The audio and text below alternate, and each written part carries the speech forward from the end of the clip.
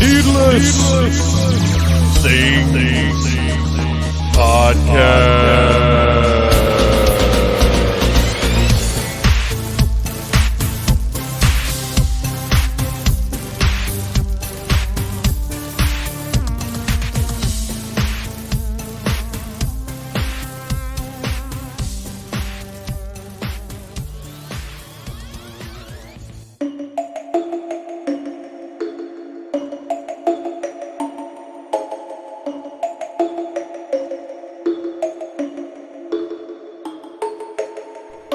Greetings, Phantomaniacs. Welcome to the booest episode of the Needless Things Podcast, where we talk about terrifying toys, monstrous movies, mortifying music, and all manner of pop culture spookiness.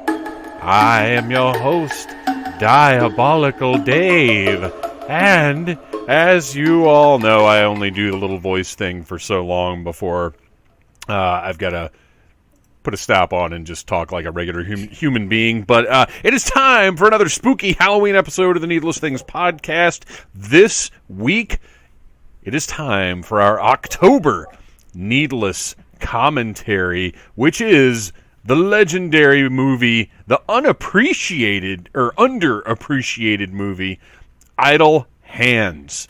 You're going to hear a lot of stories from all of us about how we found this movie, how we enjoyed it in the first place, and how we enjoy it now. It's an awesome film, and if you haven't seen it, which is entirely possible, because like I said, I feel like it's neglected and underappreciated, and it's an amazing horror comedy.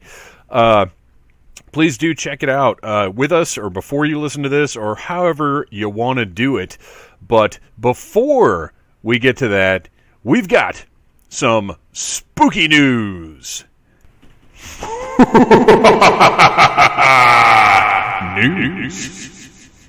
First up, I gotta mention, I will be making my return to the Halloween Puckin' Fuppet Show on October the 23rd at 10 p.m.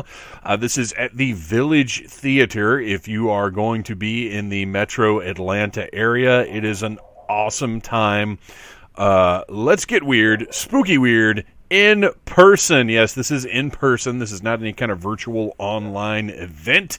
The Halloween Puckin' Fuppet Show is back with Halloween-themed puppet shows and new plague-friendly audience games for creeptacular prizes, featuring special guests Godric and Phantom Troublemaker. Hey, that's me sometimes. Godric is an ancient extraterrestrial entity who has made his home on Earth. His internet show, Godric Action News, is known for having existed for a while. Godric likes eating garbage and dancing with potato people. Fantastic. And then Jack Fields is a Florida-based visual artist. He seeks to create work that transforms the world. He has created work for Heather Henson, They Might Be Giants, and United Arts of Central Florida. He is responsible for 30 H's, the most infamous Harry Potter fan fiction ever injected into the world's fragile psyche. The Puckin' Fuppet Show is Atlanta's premier competitive puppet slam with cash prizes for first, second, and third place as voted for by the audience. It is 18 and up, beer and wine bar available, and I'll just say it's a blast. It is, now that things are happening again, this is an essential part of your Metro Atlanta Halloween. Please do come out. I will be there hosting plague-friendly audience games, which I got to tell you guys, I don't know what that means yet, but I guess I'll be talking to Bo soon about what exactly that will be. All right. In other news, the Robo Skull Mark II Kickstarter launched, yesterday for you guys. I will have more details about this on next month's Audible Interlude, G.I. Joe podcast, which will be out the first Friday of November. But for now, I'm just going to say you can look up Skeletron on Facebook. That is the company that's producing this thing. But we're gonna give it a full rundown on Audible Interlude. But I'll just say for now, go check out the Robo Skull Mark II action figure vehicle Kickstarter. Dude, this is crazy. This thing launched like 2 hours ago, if not less, and it's already, the goal is $78,000. It's already to $31,425, and I am almost certainly going to back it. I haven't done it yet. I'm actually trying to figure out what level I want to go for, because I have to have one of these things, and once you see it, you'll understand. But it's basically like a really advanced TIE fighter, but instead of the regular pod, it's a skull. Like, that's the easiest description, and this company is making it compatible with 1/18th scale and 1/12th scale action figures. It has the interior compartment. The seat setup is there's 2 seats for smaller figures, and then you can pull that entire seat setup out and put in 1 seat for larger figures. It's crazy. It's insane. I was excited about it, but now that I've actually seen the Kickstarter page with all of the details, it's far surpassed my expectations and come in at a price that's lower than we had speculated when we talked about it on Audible Interlude already. So, for more details about this thing, go check out the website, but also listen to the next Audible Interlude in November. All right, moving along to other spooky news. Super 7's Bodega is back, and I gotta tell you, this is gonna sound horrible, but I guess one of the silver linings of the situation the world has been in for the past year and a half is that there are some things that would have been localized that are now online. Super 7's Bodega is usually an event localized to either New York Comic-Con or San Diego, their physical store in San Diego. Or is it San Francisco? I think they're in San Diego. Anyway, usually the bodega is a you have to be there to get the stuff kind of thing. And then like later on, I think they put the stuff online, something like that. But now everything's online. Today, October the 15th. And you guys, this is, Super 7 always has great exclusives. Or usually has great exclusives. I feel like the past 2 San Diego Comic-Cons, which obviously haven't really happened, they haven't had a ton that I considered essential. This Bodega event, I think literally everything that they're offering today. It's insane, and I'm going to run it down right now. There is a blue glow Metaluna mutant reaction figure that's gorgeous. The carding it's the same card design, but it has the blue glow in the dark theme to the card, and then the figure itself is just this gorgeous glow in the dark translucent blue plastic with all of the red and gold detailing. It looks phenomenal. They have a set, well, it's not a 2-pack, it's you can buy one or both. It's the worst glow-in-the-dark versions of Killer Bat and King Hell, which are 2 new characters that were introduced this year as part of Super 7's original The Worst line. These are just incredible. They're Halloween glow figures. Killer Bat comes on a green, black, and white card back, and King Hell is on an orange, black, and white card back. And they're, if you know what The Worst is, you're not going to be surprised when you see these figures. They look fantastic. They're awesome. And the card art is very much a sort of almost a comic book ad design. It's great. These are the kinds of pieces that you pay $20 each, which, by the way, they're $20 each, which for exclusive reaction figures I find to be perfectly acceptable. That's how much the Metaluna Mutant is as well. These are going to go on the wall as is. If you want to buy them and open them up, you can, but Super 7's whole thing with the reaction figures is the card art is so unique and beautiful that in general you just keep them on the card. These are great.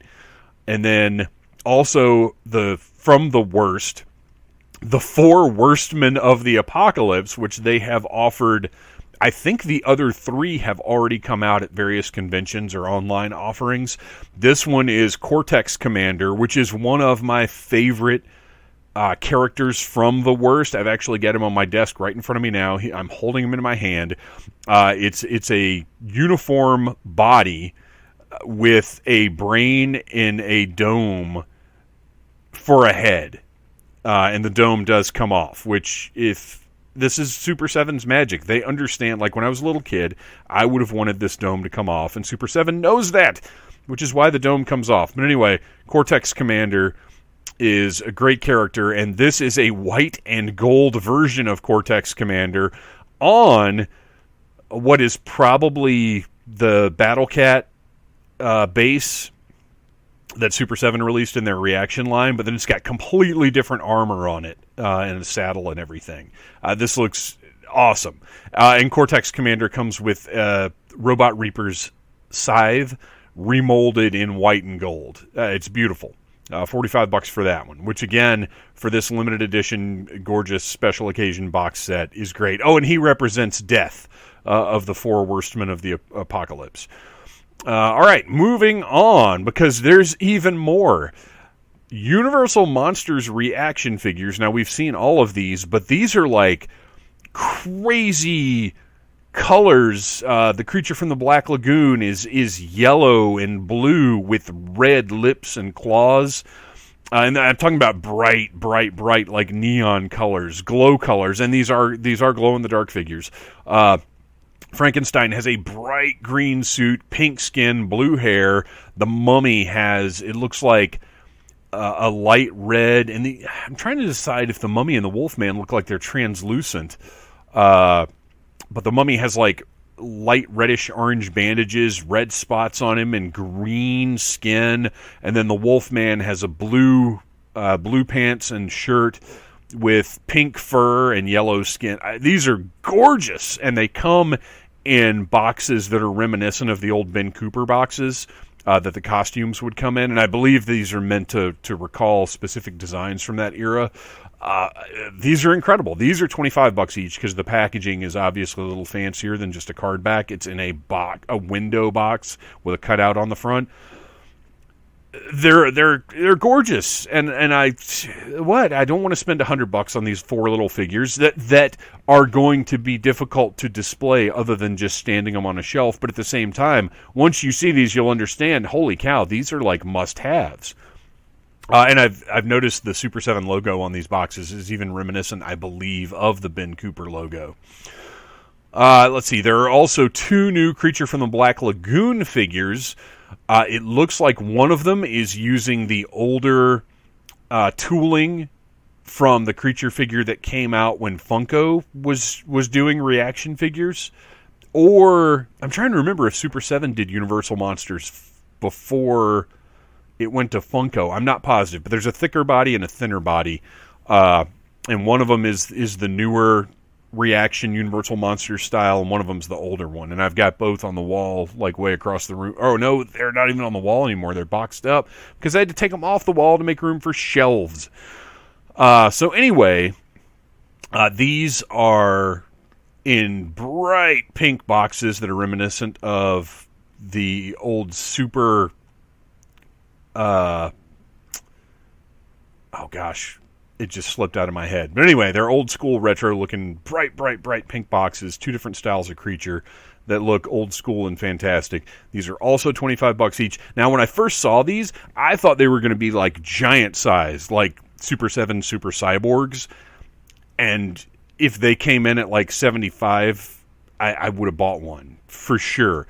In this instance, I'm not so sure I'm going to get one of these. They look great, but there's so much other stuff, like the Phantom Starkiller reaction figures playset. It has a resin base that's like a blue molded planet. Looks crazy. The background is by the artist who created Phantom Starkiller. It's this like black light poster looking spaceship. This thing's gorgeous. It'll look great on your shelf, and it includes figures of Phantom Starkiller and Count Draco Knuckle Duster, which are both exclusive and glow-in-the-dark. This is $75. Again, not really bad if you consider the fact that the figures would be $20 a piece, so that makes $35 for the playset. I think that's pretty good. And then finally, the one that was announced today, and I don't know if there's going to be more announced before all this goes on sale tomorrow, but the one that was announced today that blew my mind, a Misfits carrying case for your Misfits reaction figures. It is neon green and purple, and you guys know green and purple are my colors. Beautiful graphics on the outside. It's one of those old school vinyl carry cases with the plastic tray inside. And it includes a neon green and purple Fiend figure. This is a must-have for me. It's $50, which again, $20 for the figure, $30 for the carrying case. Works out for me. The only problem I have with this is it makes me want to open, because I've left all my Misfits figures on the card, because again, that card art is so gorgeous. But this makes me want to put a bunch of loose Fiend figures in this carrying case, which I'm not going to do. And it looks like it's got spots for 1, 2, 3, 4, 5, 6, probably 12 figures, maybe 14. 1, 2, 3, 4, 5, 6. Yeah, it's either 12 or 14 Fiend figures. And I don't know how many they've released total, because I have not bought all of them, because there have been a few color variants and stuff. Well, they're all color variants, but even amongst like a single release, there have been, I think it was Walk Among Us has 3 different color versions. Anyway, this is awesome, you guys. This is going to be very expensive for me today, and I will obviously be, well, I won't be reviewing any of it, because I probably won't be opening any of it, but I'll certainly be posting on the Needless Things podcast or Phantom Troublemaker Instagram accounts, so follow those.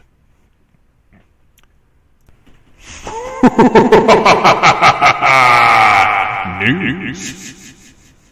All right, and one last little bit of business, or a couple, I guess, before we get to the meat, the raw, red, bloody meat of this month's episode. Please check out the Needless Things YouTube channel.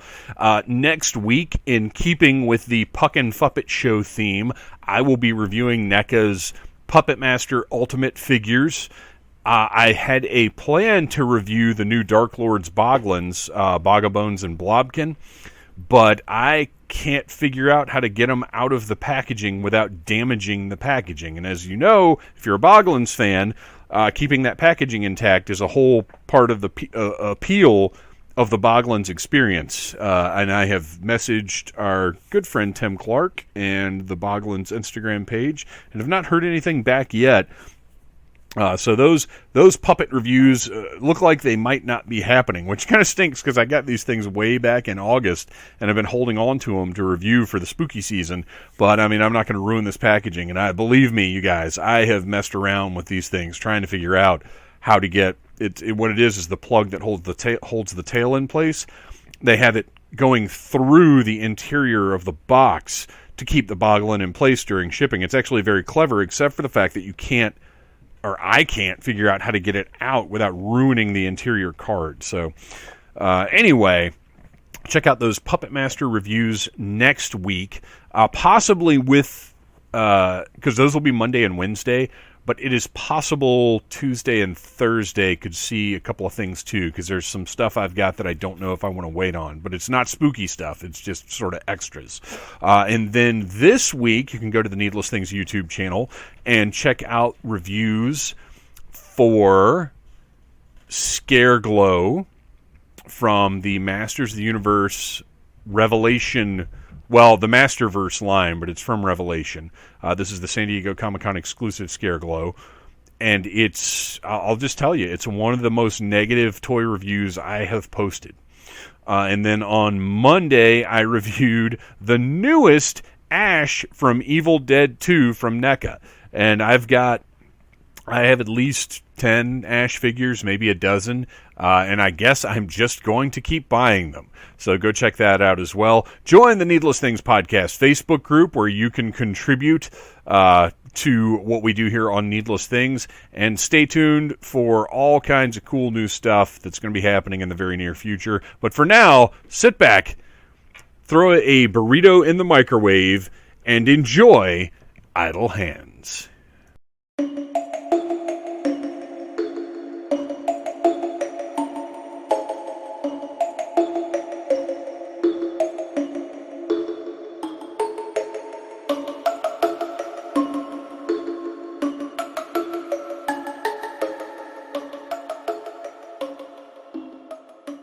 Welcome to the spooky season here on Needless Things. It is time for our October Needless commentary.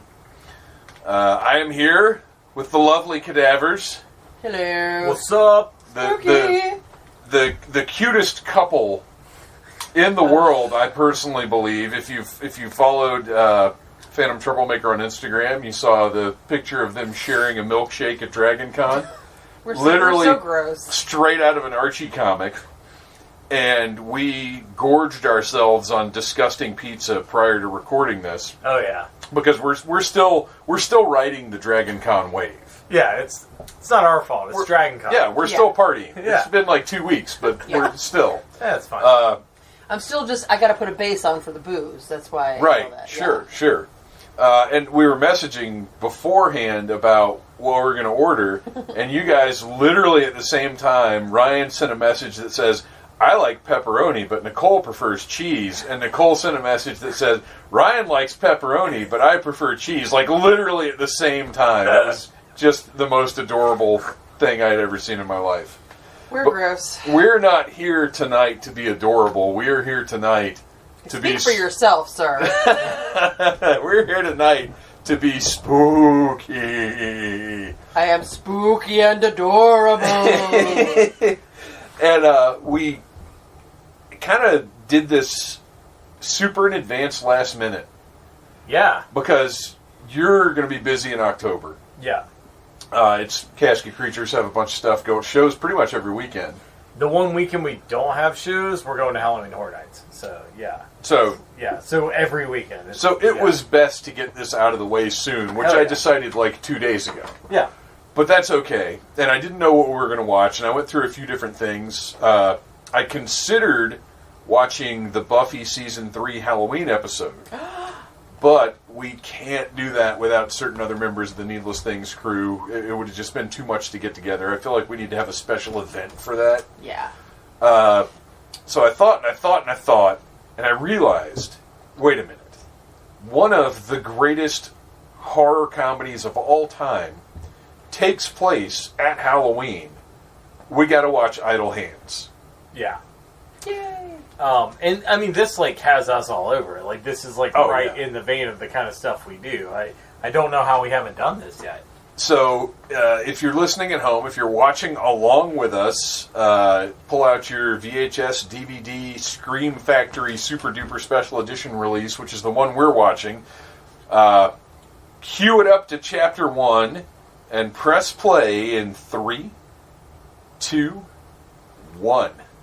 Dun, dun, dun. So this is one of my all-time favorite movies. I was telling you guys while we were doing our first watch through, this was eerie music. That's great. That's a perfect description for the score. Yeah, it is. The score is actually really good. This was the first DVD I ever bought. Back when I bought my first DVD player for $475 or whatever I fucking paid for it. I didn't have enough money to buy a bunch of movies, and the store that I bought it from, if you remember back when DVD players first came out, for a long time they had a deal where you bought the DVD player and then you get to send off for 5 free DVDs. That sounds really familiar to me. Yeah. And it was whatever store I bought it from had the best deal of that kind, but they didn't have hardly any DVDs in stock. So I bought Idle Hands. It had just come out. I hadn't seen it because it just didn't look like something I was going to go to the theater to see, I guess. But it was the only thing even close to something I'd be interested in that I wanted, and I had to bring one home. So I got home, I watched it, and immediately fell in love with this movie. Just instant, first 5 minutes, I was like, oh, this is And whenever great. You have new technology like that, even when I had a Blu-ray player for the first time, you just start watching the movie over and over again because you only have the one movie. So you're like, well, let's watch that again because it's in HD and that's new. Yeah, and that was the clarity of it.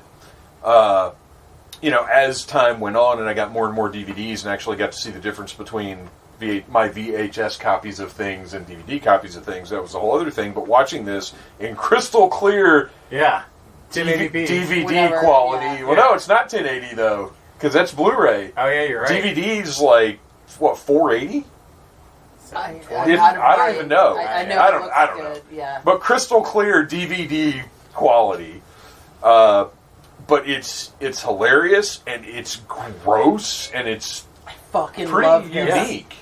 This opening scene where they go across their Halloween decorations Yes. is the most wonderful Halloween-y thing. I love it. And this whole opening scene is amazing with Fred Willard and whatever. I can't remember the actress's name. I'm terrible. I have like dementia. I don't know. I can't yeah, actually, anything. I need to pull up the page glorious. for this. And directed by Rodman Flender, which sounds just like a Simpsons. Well, literally is a Simpsons name because I guess Rod and Todd are the Flanders kids, right? Yeah. Yeah. And the director's name is Rodman Flender, but like that seems like a made up name. Hasn't like I don't believe you. Done right.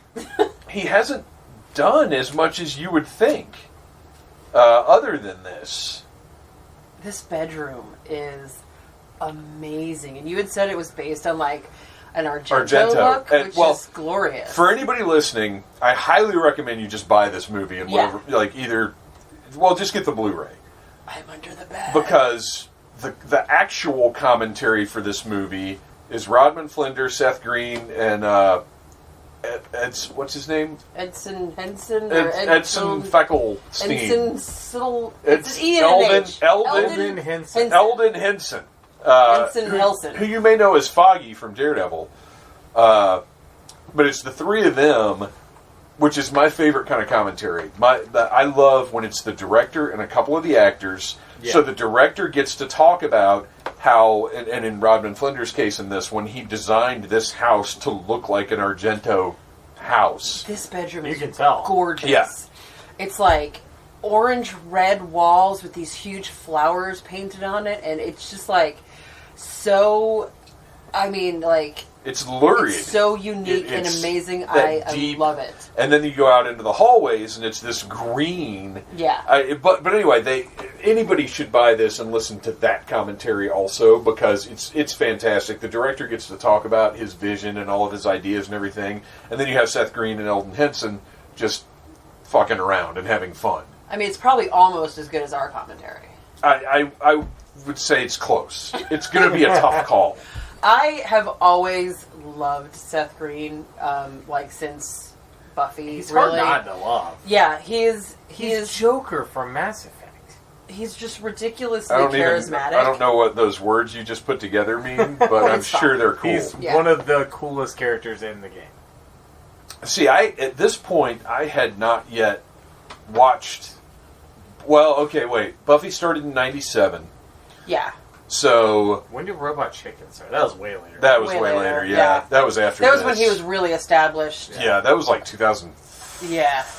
Ooh, 2, 3, 4 or something like that. Okay. But okay, so Buffy season 1 was 97, 98. Season 2 would have been 98, 99. Season 3, 99, 2000. So yeah, I hadn't even watched Buffy yet at this point because I didn't watch it until the season 4 Hush episode. That was the first Buffy I ever watched. Around when I started watching, but I didn't watch this one at first. I don't think I watched this when it first came out because I think that I watched this because I was like, "Oh, I love Seth Green." You know, okay. I think that I remember there was a movie called Can't Hardly Wait that Seth Green was in. Yes, I loved him in that's that right. And that was a year before this. Oh, okay. So I would have seen that first. And then. he was the best part of that movie. Yeah, he was. He's the best part. It's a pretty good movie. I'm not gonna lie. I like that. It's a teen comedy, but it's a pretty good movie. It's a good one. Yeah. Also, before we get too far removed from it, I just want to talk about how fucking scary. Because this movie is very funny and ridiculous, but the moment when they turn the lights off and it says, "I'm under the bed" in glow-in-the-dark paint on the ceiling, is genuinely like, that would be fucking terrifying. Well, that's why this movie is so good, is because the horror is legit. Yeah. It's all, it's graphic violence, it's good, scares, but the comedy is teen comedy. Yeah. It's very, it's weird very romantic 90s. comedy. Yeah. It combines a lot of stuff that doesn't necessarily go together It's well, like 10 but it Things does I Hate it. About You with murder. Yeah, and it does it like it combines all these things, but it does them all well, which is pretty unusual. The slowest dialing of 911 ever in the history of time. She's freaking out. she's dialing this gigantic phone that even back in '99 nobody had phones was like old that as anymore. Fuck. That's awesome when she just splatters out. Yeah, the amount of blood there is preposterous. It's like deathbed. Yeah, I don't know what that hand was doing to her, but it was bad. Yeah, no, bad. Yeah, I'm under the bed. I Happy fucking love that. Happy Rock by BTK. Jesus. Isn't BTK like one of the Korean boy bands? No, it's a Find, serial Torture, killer. Kill. Yeah, It's a serial killer. jeez. The Yeah. BTK killer. I almost said Dennis Rodman, Dennis Rader. Very different. Different people. Dennis Rodman, going back to Rodman though. Rodman Flender, director of the movie. Yes. It's all tied together, you Yeah, guys. it's all like a big circle. It's a circle. So, this is Devon Sawa, who is just so good at being an absolute Really fucking good. shitbag in this movie. And I love that he like lives in like the fold-up attic stairs attic. Clearly they don't live in the South. Yeah. Yeah, no. It would be 8 million degrees out there. Yeah. Although you'd in think, February. Be freezing. like, too. where in the country, though, could you live in an attic? Well, California, which I think is where they are, right? Is it? I don't know. Did they think it establish that? I just saw Offspring and assumed. Offspring only That's exists true. in California. Well, no, True, Offspring though, yeah. only does high school dances in California. Yeah. It's not like they're going to travel to Ohio to do a high school dance. Exactly. See, Although- now you get it. Technically, though, in this, they are not the Offspring. They're the band. School band. Ah, School band. yeah. I definitely get California vibes, which that'd probably be the only place you could live in an attic, but it'd still probably be uncomfortable. Right. They've got. It's got to be. What is it? San Diego that has like it's like 72 degrees year round or something like that. Look at this fucking guy with his grease. His hair is so disgusting. Greasy. And I love that he's scratching his balls with a back scratcher. Oh, okay. So when we watched it the first time, I was wondering what fucking time of day is this? Where dude's outside working on his truck. What is it? They just showed the VCR and it said 3:02, so it's 3:02 p.m. This guy just got up. Sometimes you Now, gotta sleep in. I don't know if they just happened to catch the VCR in that shot, or if it was intentional to indicate it. Well, and that's the thing is, as tight as this movie is, and as many little details as they nail down, I gotta think it was like, yes, it's 3:02. Absolutely. So Look he's at got this. his little weed inhaler. Yeah, That his fucking weed bowl is amazing. I was at the perfect age when I saw this movie that I was like, that's the most genius shit ever. Because, like... Oh, no, I thought the same thing, and I was 10 years older than me you. too. Yeah. and if this came out now, there would be those things on Etsy. You'd be able to go on Etsy and buy one, which maybe you can anyway. I don't know. Yeah, I don't know. The neighbor that only listens to Shout at the Devil is one of my Yes. favorite parts. Oh, he rules. Jack Noseworthy, who is a fucking also name, dude. in Event Horizon as little innocent guy that gets taken. right. Yeah. Yeah. So he's not a stand-up comedian on the Blue Collar Comedy Tour? Jeff Noseworthy? Oh, So he jeez. Jesus You might Christ. be a Motley Crue fan if you're all you outside do is working listen on to your Shout at the Ford Devil. and listening to Shout at the Devil. I've always said I wanted to have like a theme song, like when I walk into a room, like that Sure, would just play of course. audibly. But like I feel like that guy's already achieved that, and it's Shout at the Devil. Well, since Arian couldn't join us tonight, I will throw this out there because this is something years and years and years we've talked about, of course, theme songs. Arian's is the Baby Elephant March. he has always said that would be his. Yes. That's pretty good. Mine would be Danger Zone. Kenny Loggins. For sure. I don't know. Mine's Party Man by Prince, and I actually did get to enter a wrestling show to Hell that yeah. at one point. That rules. It does rule. It checked something off of my bucket list. I'm not going to lie. I do like the titty bong thing. The titty bowl. It's weird. It's really freaky. Like It looks like someone on disembodied the Silent Hill headless too, titties. Yeah. It's almost Giger-esque. Yeah. I just noticed the beaker one, too. Yeah. There's probably, like, the best bowls in this movie. Also, yeah, things that are just like tits and vagina freak me out. It makes me feel like it's like a serial killer starter pack. Yeah. Like, when you can just have, like, a woman's, like, sex organs and, like, no head, arms, or legs. Yeah. It's very... Okay, that's a whole nother podcast. Moving on. They do have some sweet-ass rocket socket robots in the background. I'm trying to keep it PG here. We don't do that here. Yeah. Okay. I made it dark. I think the only thing I can hold against this movie is all the Sublime stuff, because I fucking hate Sublime. I think they suck. That's funny. That's how I feel about The Offspring. Oh, there you go. And I actually was a fan of Sublime. Well, I still am, like, to an extent. I hear you. I think once he died, there was no more Sublime. I don't quite understand how there's still a Sublime. I had no idea that was a thing. Yeah, they played Riot Fest. What the fuck? Because it used to be like, it was basically, Bradley Nowell, isn't that his name? Newell, Bradley James Newell. And if you listen to, like, those first two albums, the ones prior to the big album, yeah, it's him just fucking around doing interesting stuff with music. Like, I was into that. It was cool to me. And then the big album, the self-titled album, came out, and it was... Like, I like that album, but it's too polished compared to the other two. Because the other two, he recorded fucking everything in his garage. Yeah. And then the guys, like, he OD'd. And the guys that played with him, Long Beach Dub All-Stars, right? I have no idea. I have never been a fan of Sublime. You guys... I've already thrown out all of my... You guys were alive in the late 90s? Yes, I was. It was a dark time in my life. But anyway, so they went on, they continued on as the Long Beach Dub All-Stars. That's fine.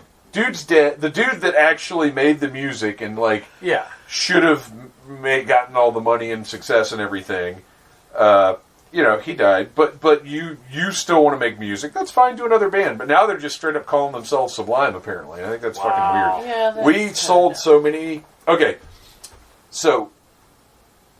Before we get... Because we're going to talk about a lot of pop culture while we're talking about this movie, because all three of us were, like, that was a significant time, despite the difference in our ages. Yeah.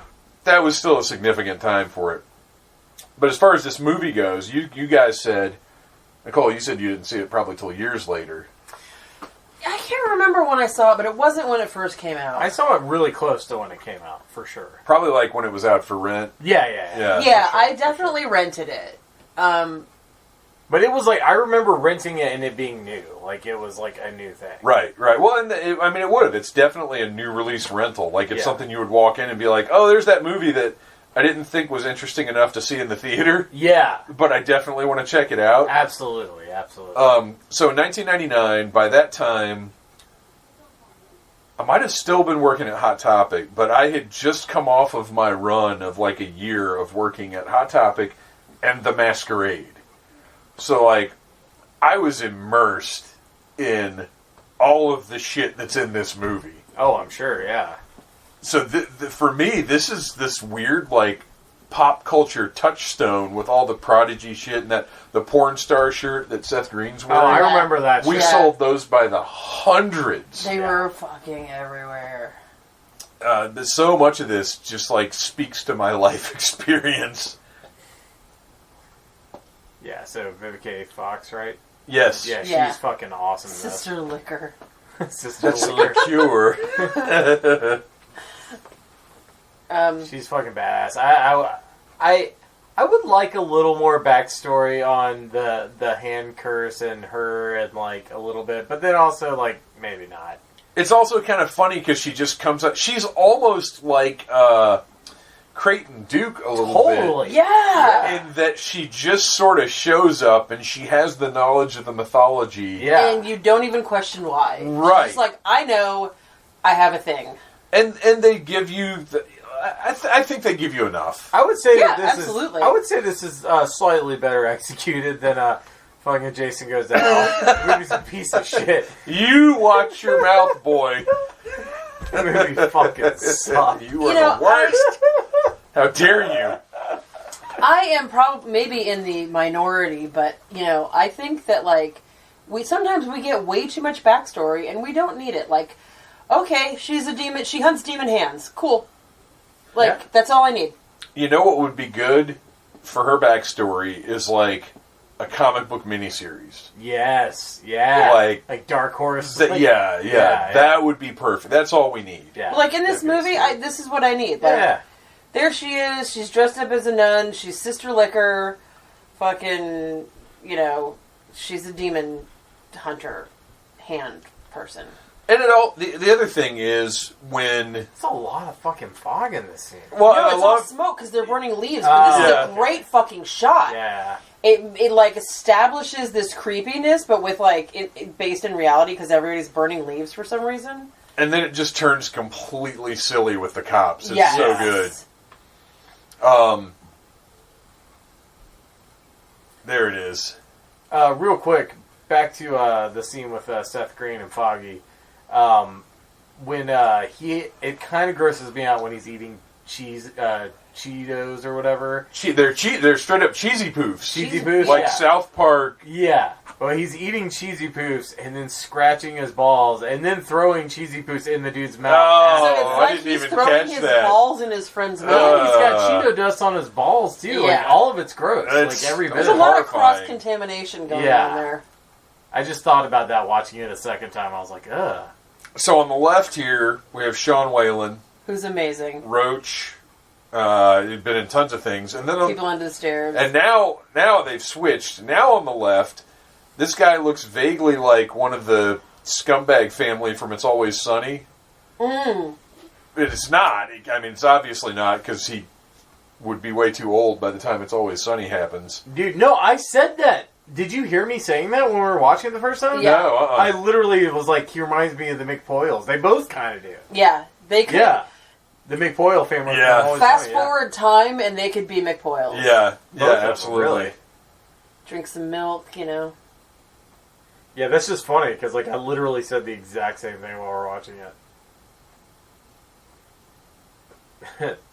Yeah, they're such jerks. Write it up, Ruck. Yeah. They're like, honestly, they're pretty accurate for cops, because they're like the high school, like, loser bullies that become cops.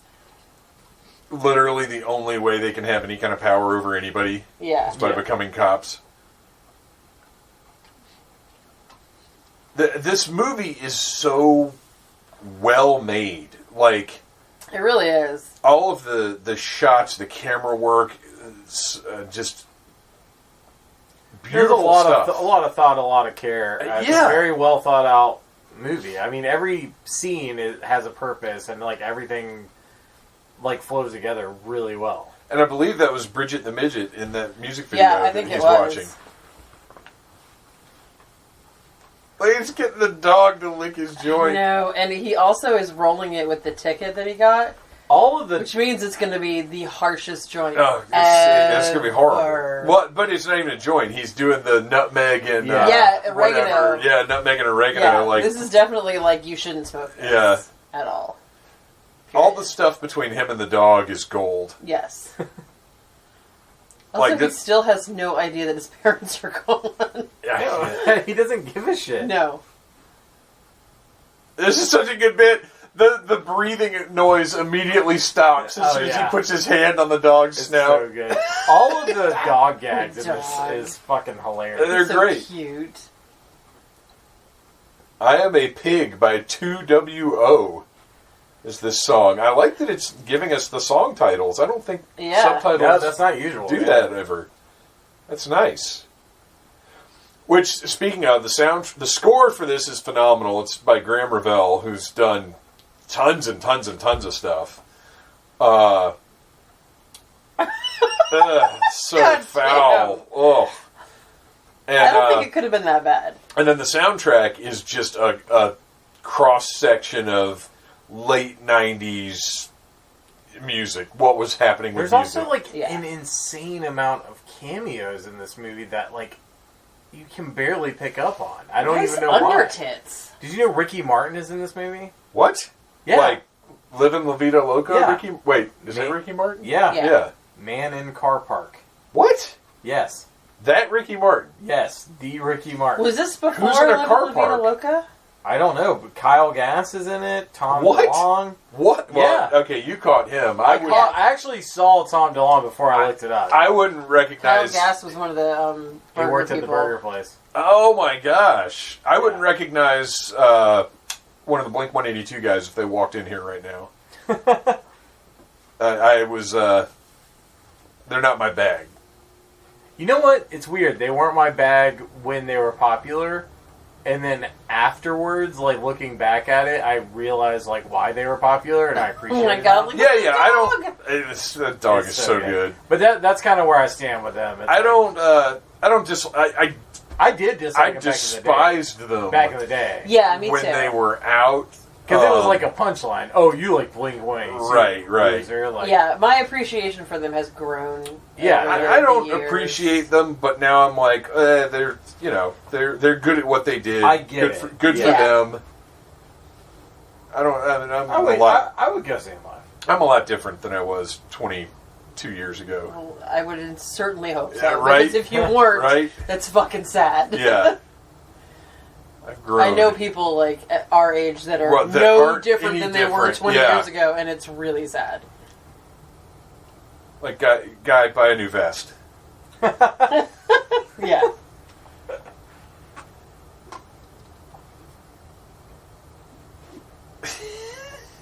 So great. He's this tremendous physical actor. Oh, yeah, for sure. With the comedy, every time he gets like hit or beat up, he's like a cartoon. I mean, Yes. he's like almost Jim Carrey, Bruce Campbell levels of physical comedy. Which, like, I mean, they must have known that before they hired him because he's perfect for this particular role. This it is makes very so much sense. like I would love to see his audition. yeah. I don't know if I haven't gotten through all the special features on this version yet because I've had the DVD for 22 years now. Yeah, I mean, look at this. This shit right here. Yeah. Oh, it's brutal. I love it. The bodies look so good. Yeah, it's creepy as fuck. Yeah.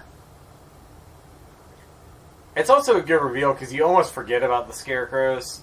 And then, because they show them a lot in the beginning. But then it's the opening of the movie. They're right there. One of the first things you see. I mean, look at this lighting. Well, and then so sweet. when she comes downstairs to look for the husband, like she has a moment with the scarecrows where she like blows out the candle, and like you think something's going to happen. It's a little bit of a red herring, and then I love that it calls back to it. Here you go. Do you have a fever? With the slushy. I fucking love that pop that coochie tulip. It was amazing. They're like, whoa! I have that on tape. I never got into Two Live Crew really. Although I do the one piece of Two Live Crew. I'm trying to. There we go.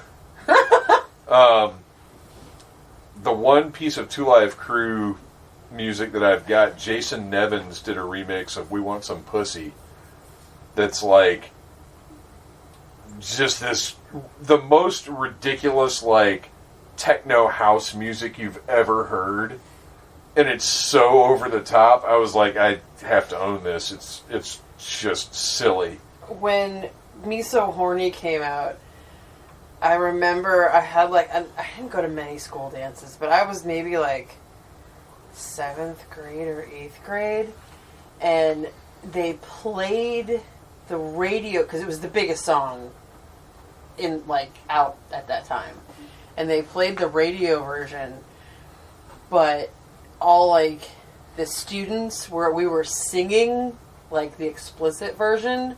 Of course. They turned it off and they like got on the loudspeaker and were like yelling at us, and they're like, "We're gonna end the dance right now. So you guys said naughty words." So are we to believe that his hand was killing people while he was sleeping? Yes. Okay.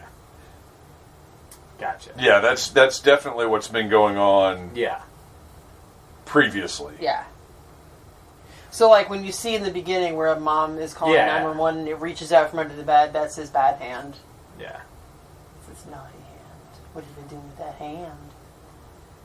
Ants? Naughty. They were killed by ants. You have an evil ant. Some of all of their lines They're fucking hilarious. are the best. Yeah. And their delivery, I mean, Seth Green's probably the highlight of the movie. Yeah. Yeah. They're definitely like the reason I love this movie. Like when I think about this movie, I think about them.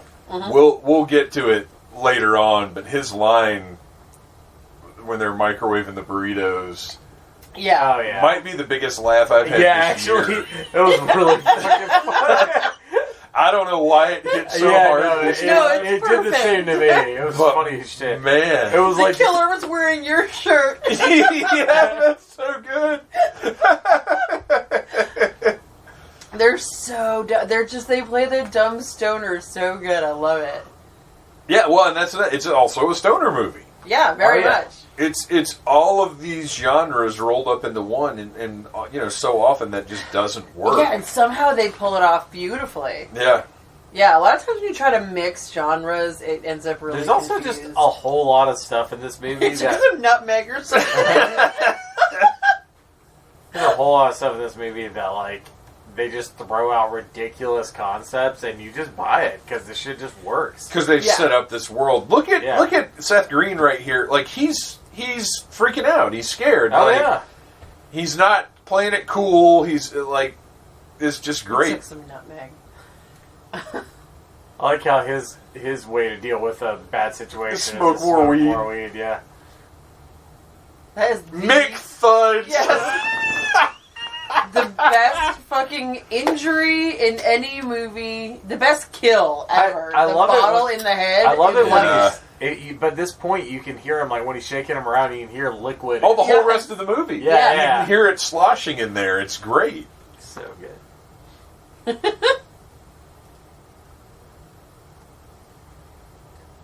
I mean, it's horrific though. Like he's not trying to do this. Like it would suck. But it's also funny because he like never seems that bothered by anything he does. No, like he's gotten over his right parents here, being right dead here real is good. is where the hand acting starts. Yeah. Oh yeah, Hey, And I wonder if it's on his resume. Hand acting. it better be. I mean, just watch that hand and the way he moves it. It's He sells it. Yeah. It's believable. Second greatest hand actor of all time. you know what? I might give him greatest because he does it for so much longer than Bruce Campbell does That's it. true. Yeah, he does have to hand act for a long time. Yeah. And now, I will say this. If he hadn't had Bruce Campbell as a template, Yeah, would for this sure. have been as effective? you he know. definitely. You know that this movie Yeah. was inspired by Evil Dead. Oh, absolutely. Yeah, 100%. And and his I'm trying to performance think if is they... very much inspired by Evil Dead. Because Rodman Flender acknowledges a lot of the influences of this movie in that commentary, which again everybody should listen to. He's very open about like where he's pulling inspiration from, which Yeah. I think is very cool. I would be shocked if he didn't say Evil Dead 2 was an inspiration. I feel like for sure. Yeah. This Not shit to be is confused amazing. with Evil Dead 1. Evil Dead 2 is the one that does have a stop motion corpse dancing Oh, around God outside. damn it. Yeah. That's true. I know. I'm in a room with a whole bunch of perfect people, and I make mistakes. That's a pre-reference for a episode that's coming up later in the month. I made a mistake. It's okay. We all make mistakes, like not watching the movies we're getting ready to talk about in front of a massive room full of people. It makes me more funny and charismatic. It was definitely one of the high points of the panel for sure. Yeah. I actually did watch most of it beforehand. You know what I did? I watched Army of Darkness, and it still fucking rules. It is one of the greatest movies of all time for sure. I agree. I still haven't watched. I don't want to get too deep into it, but this is a little teaser for anybody waiting for the Evil Dead panel that we did at Dragon Con. I still haven't watched Evil Dead 2 and Army of Darkness yet because I haven't had time. That hand is so fucking creepy. It has extra fingers. Yeah, and I see. whatever this is, like hand porn. I remember that from when I was a kid. So this Chiller Theater must have been like a national thing. Huh.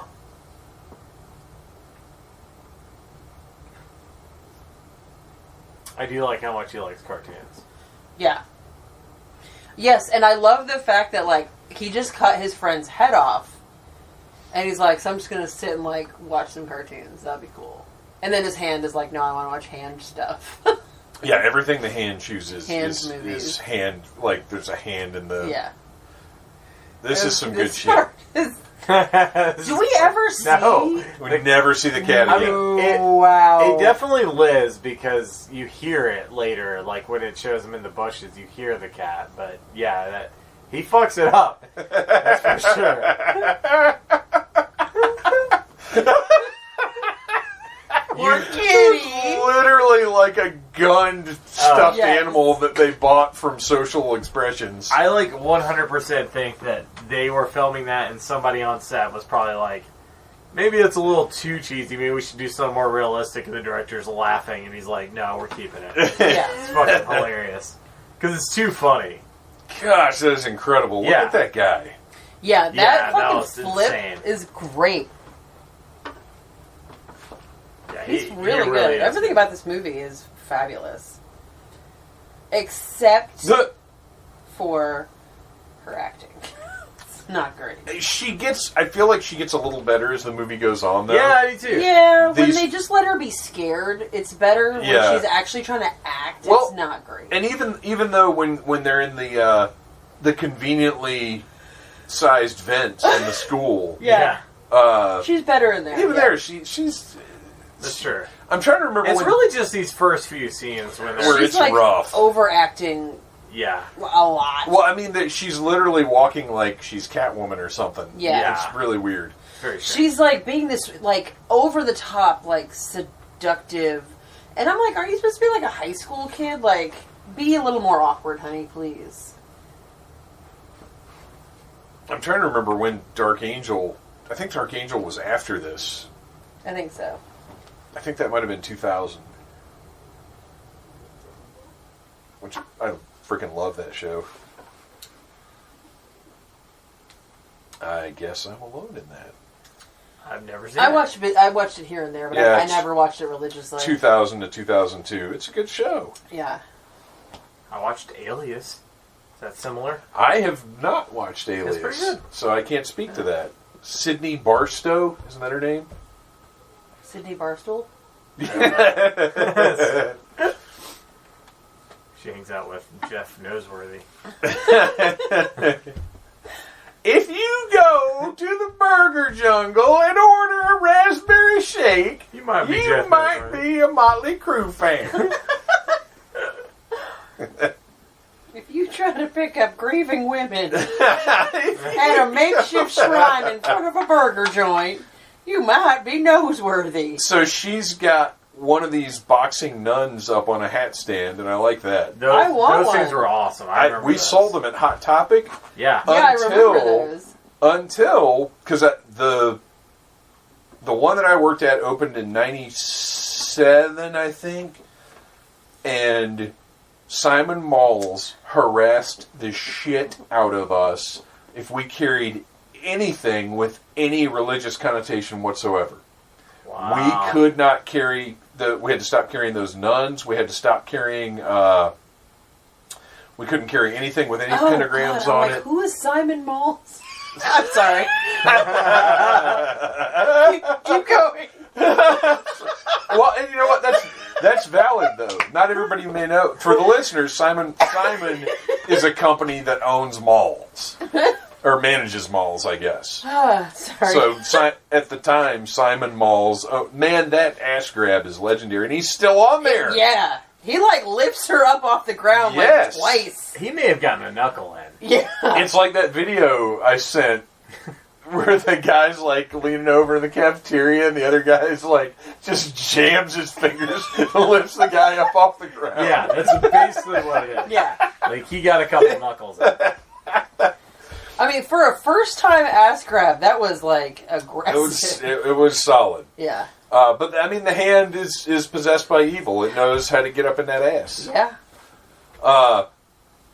So anyway, Simon Malls were very, very strict about what anybody could carry.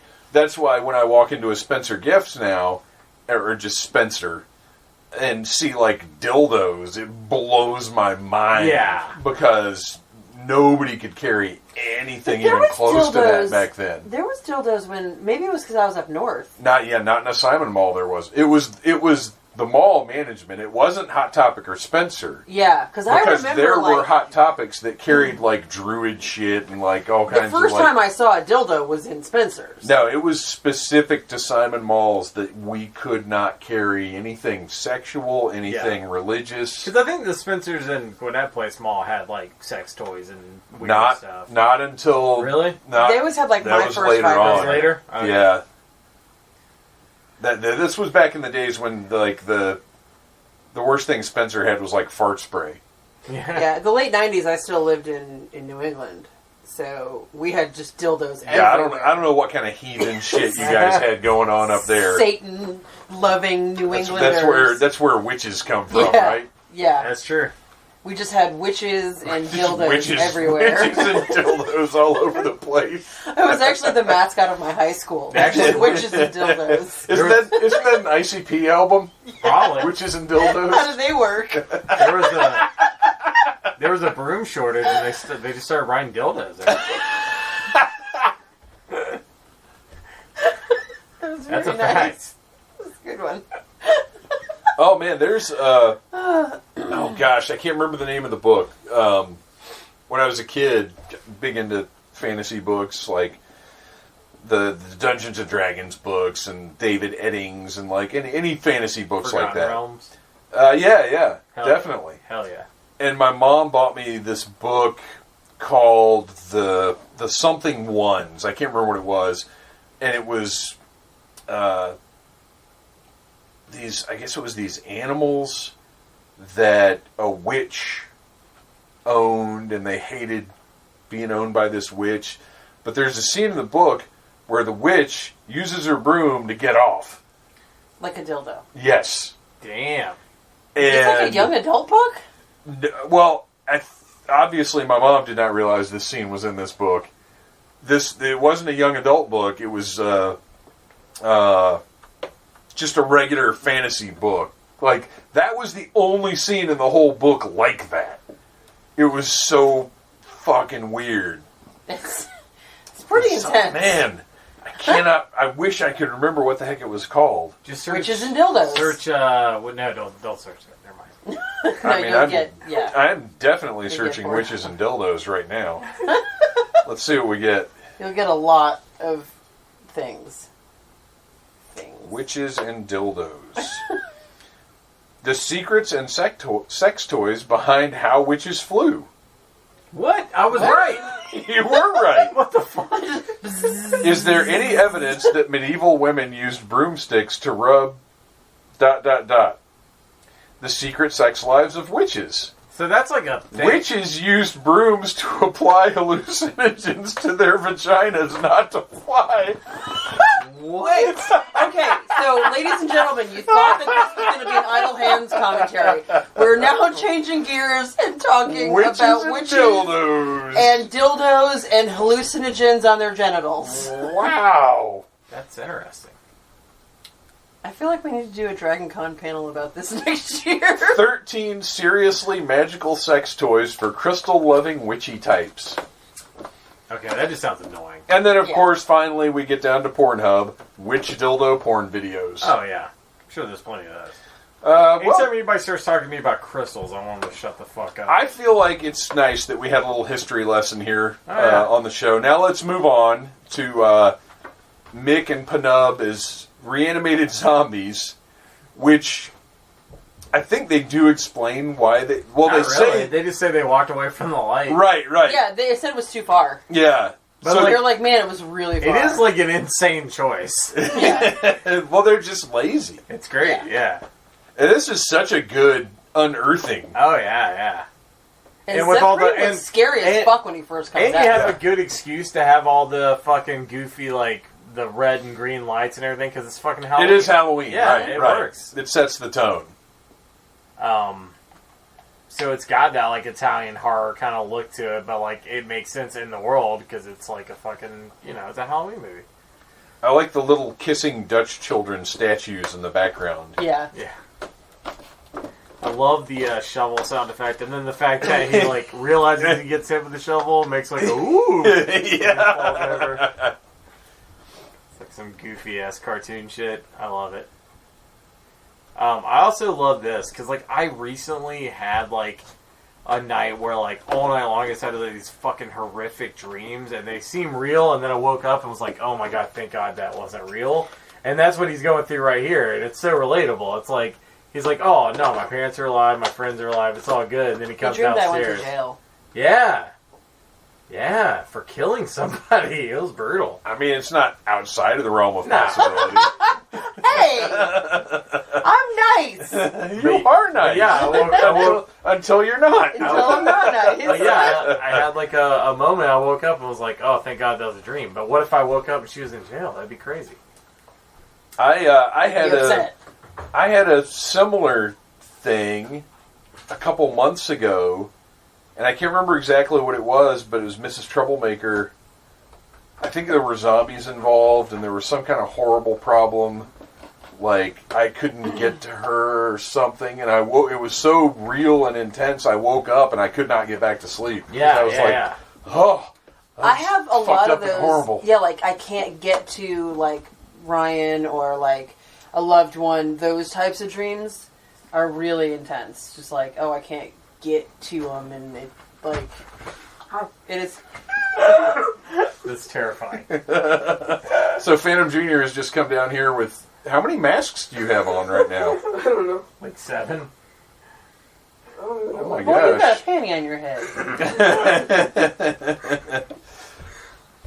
So, back to...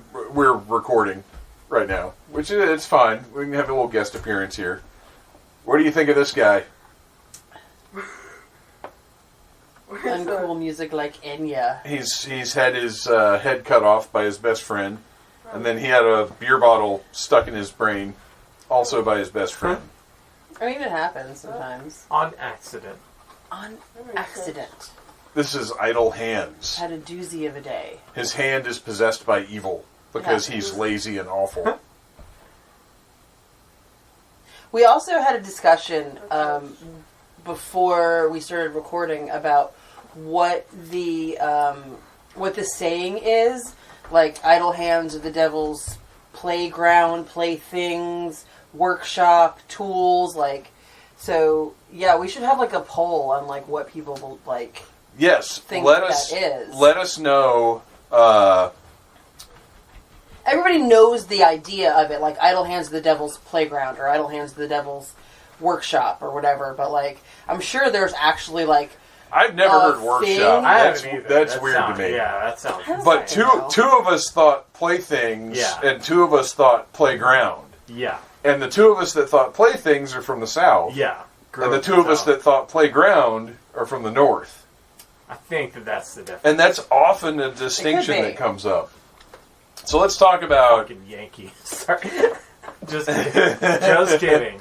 Remember how I went to jail for murdering somebody? Oh, yeah. Let's talk about Jeff Noseworthy and how he's hitting on this. Well, one, this fake grieving girl who didn't really know these guys, which is still another something that happens so much today. Yeah. Right. And people are like, "Oh my God, somebody I went to high school with died. I'm crying, comfort me," and it's like somebody that they haven't seen in like 20 years and they hated in the first place. Right. Yeah, it's like they want attention.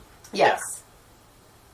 And meanwhile, Jeff Noseworthy he sees his to opportunity. give attention. He's ready to pounce. And his fucking rad ass quiet rider. He does look like he's totally like jerking off. I know it's his possessed hand, but and that Ford is pretty badass. Oh, it is. I love how much. I like how he thinks he was being cockblocked. Yeah. I mean, he was getting in there. I don't know. We sold those necklaces at Hot Topic too. All of them. I had He's them. wearing 16 necklaces. Yes. I had all 16 of them. I think I probably did too. I definitely had the ball necklace, like the big ball. Oh, yeah. Oh, man. I definitely had that. I think we all did. I feel like we sold one of those with every transaction. Yeah, probably. Probably were like giving them away. And then people you'd see the same people buy them over and over because they'd break them, which I don't even understand because I had a wallet chain that was those. Just because it seemed like something different to me. Yeah. I remember. I had one of those too. It matched my necklace.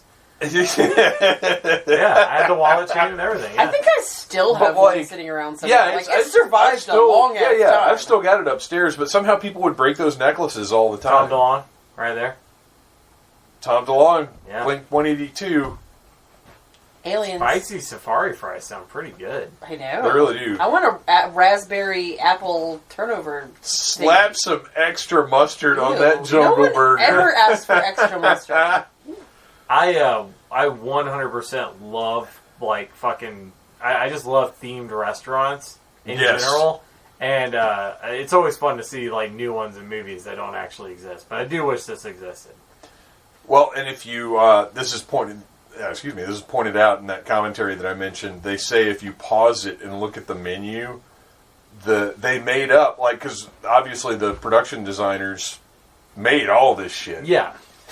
It's shaped like a Wendy's. They made that menu board, and if you go down it, the names of the foods get more and more ridiculous as it goes to the bottom.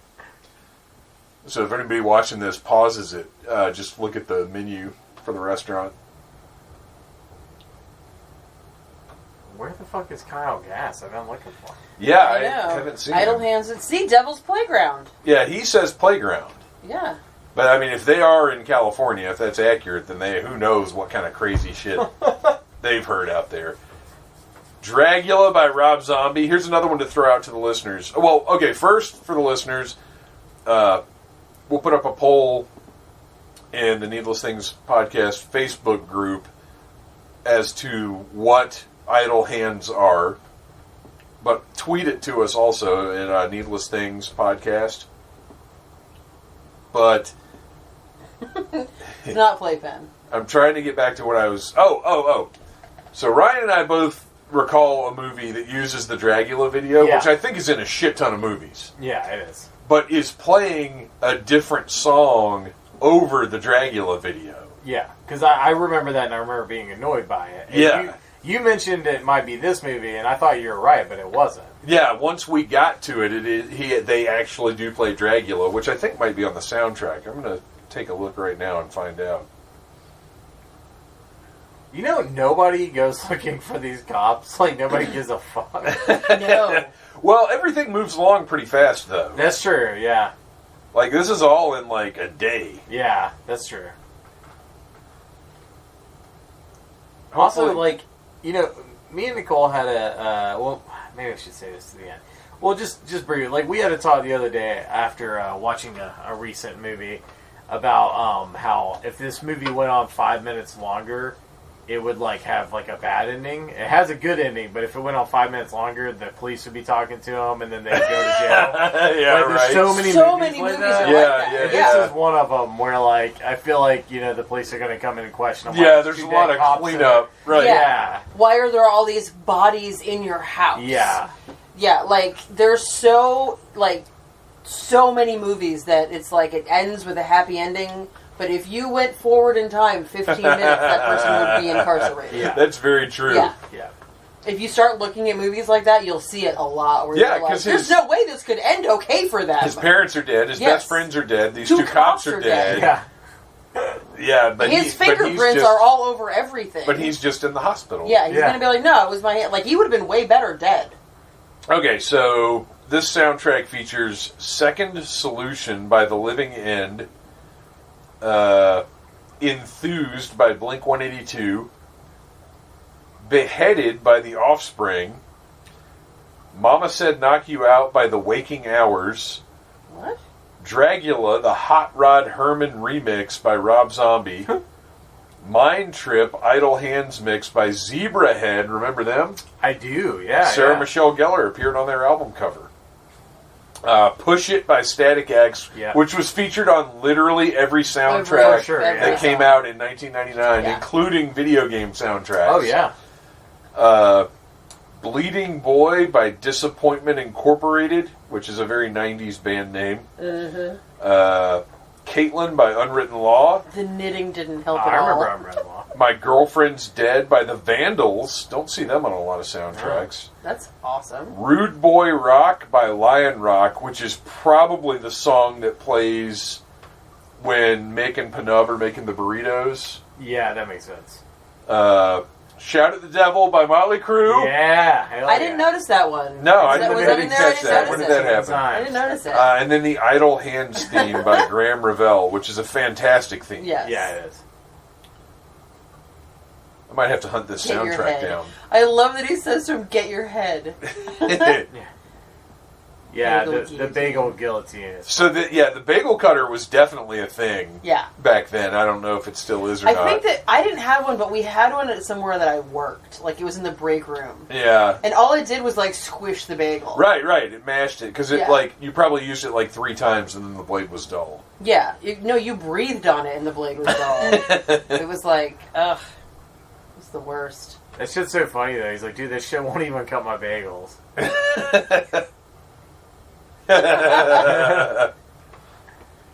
It just bends. That's so good. Yeah, it's great. And again, another awesome thing from like the production, the prop department, that they made this.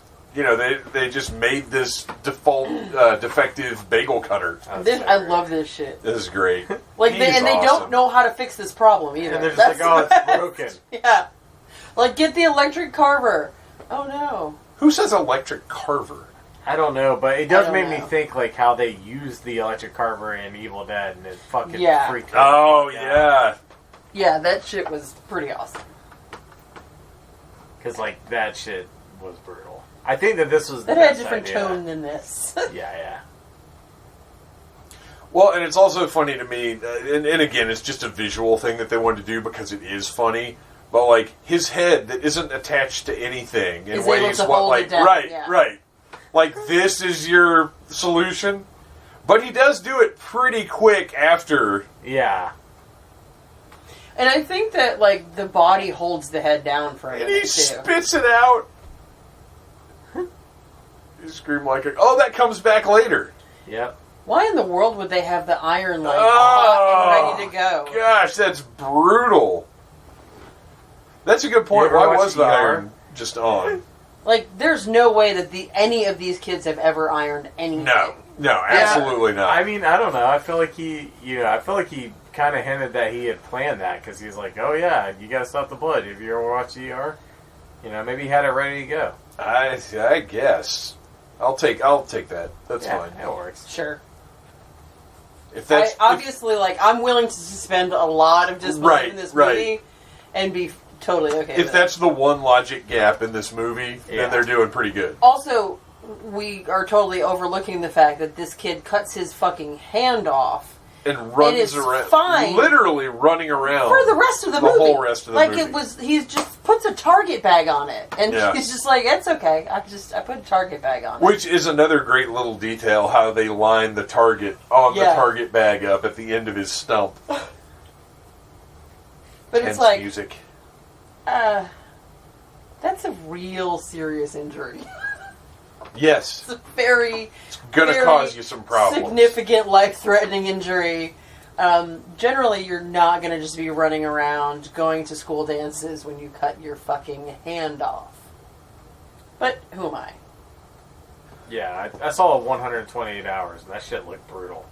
Yeah. I couldn't watch that because I was like, I can't deal with realistic depictions of dismemberment. Yeah. I'm not into that. I've seen like real life dismemberments, and I'm good. Ugh. No, thank you. That wreath is awesome. Yeah. It is.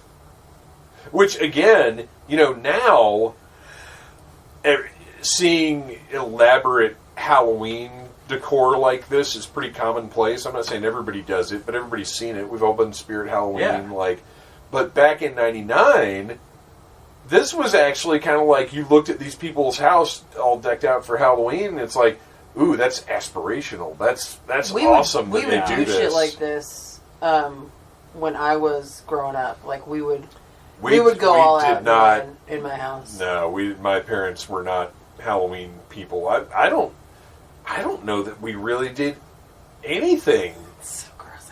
This was genius because it really like gives the hand a really fucking scary look the rest of the movie. Yes. Like it looks like a demon hand. And it's another opportunity to just be disgusting. Oh yeah. It's very gross. And also, like, they cook their burritos and that shit and don't even worry about it.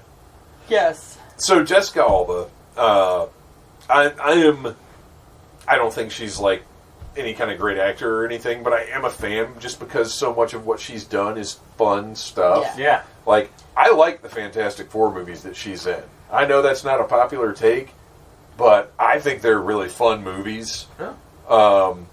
Like I said, I like Dark Angel. She's been in some stuff that I've really liked, and I mean, we know why she was cast here. She's also incredibly fucking cute. Right, exactly. Like, incredibly adorable. Yeah. Which, I guess is what you're trying to say. That's exactly what I was saying. And it's, what's funny is, like, she's pretty close to our age, but I feel weird saying about that back then when she's 18 in this or whatever, 19, 20, however old she is. I feel like a creep talking about her being hot here, even though she's in her 40s right now. Right. I still feel creepy. How old was she in 99? You keep saying Dark Angel, and I'm like, I don't recall that. And I'm like, but I kind of do. And then I looked it up, and I'm like, the reason I recall is because I played the PS2 game. I never watched the show, but I played the PS2 game. I really like. Well, the first season of that show is, I think, is really, really good. Nice. Check that out. The second season is okay. And then it just ends. It's one of those mini sci-fi shows that just doesn't get a conclusion. It just fucking ends.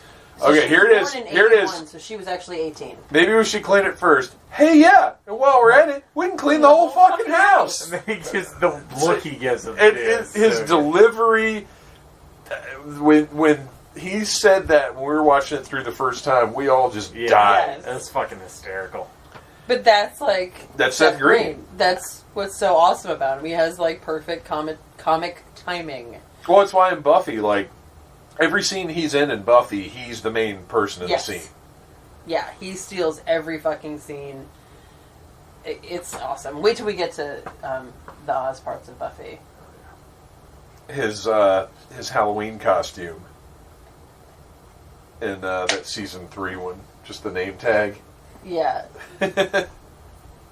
Which, granted, we'll talk about that when we're not on the podcast because I have a really good idea. That's probably a Whedon joke, but still, he sells it. So now she's running off to the dance. Is that Barf's Burritos? Is that what that said? Oh, I was right, Rude Boy Rock. Right. But I mean, obviously, that's what it would have been. Yeah. I feel like that said Barf's Burritos. It should for what's about to happen. Definitely like some sort of fake logo. Yeah. It looked very reminiscent of like a million gas station burritos I've seen. God, it's so gross. And, like we were saying before, very Dead Alive. This is a very Dead Alive scene. I feel like this scene it's got to be love for Dead Alive. Because it's like, it's so perfect.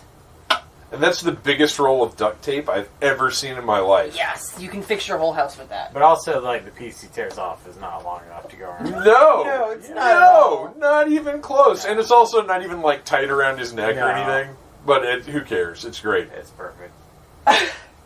And it just looks like they exploded jam in there. Well, and let's talk about... We haven't really talked about it a whole lot because we've gotten off on so many tangents. The effects in this are phenomenal. Yes, oh yeah, they really are. So even the much of it, makeup on the zombies is fucking incredible. It's really good. It's with subtle, all the veins and stuff. It's really really good. Even beyond like the bottle in his head, like their makeup is fantastic. Yeah, and it's we so have a shot much of of it me is practical. bowling here. Yeah, very little CG. Most of it Panub's head. Yeah, some stuff with the hand, but like most of it is practical effects, and it's very fortunate because so many movies that came out around this time relied heavily on CG, and it's made some of them almost unwatchable. Yeah. I like how she's just looking at people. At hands. Yeah. But, like, why does she go to the bowling alley? Because that's a place where hands are? Like... Yeah. That's a good question. I'm trying to remember if they set that up in any way. I think she's just scoping out people with weird hands. Yeah, she's just like, I know a place to look at hands. Maybe there's like something to the lore where, like, you know, the people like to bowl. Yeah. Yeah, the hand likes to bowl. Maybe the last guy, was he wearing a bowling shirt? I'm trying to remember. The guy that was in jail. I don't know. Yeah, his little hand, it looked like, as much as I hate to reference anything from Scary Movie, it looked like Chris Elliott. Yes. With the little I hate that. Ugh, so do you think it, like, jumped from that guy to him? I think that it's... Look, and they don't explain any of this. I think it goes to people that have idle hands. And I think, well, and that's what I think, is that just the laziest sacks of shit. Yeah. That's... It traveled, like, they didn't have to make contact or anything necessarily. Yeah. Well, it shows that it travels in a pentagram. It possesses the laziest fuck up it can find. Yeah. Is that what it's that's what she There said? you go. She's totally explaining it now.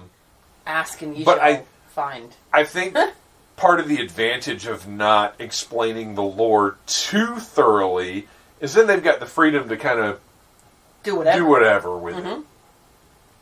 Because once you start nailing too much stuff down, you're really restricting how creative you can get, how much fun you can have.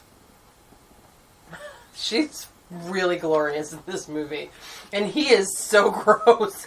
Ease up there, kitten. What are you talking about? That guy's my hero. That guy's badass. I based my game on him.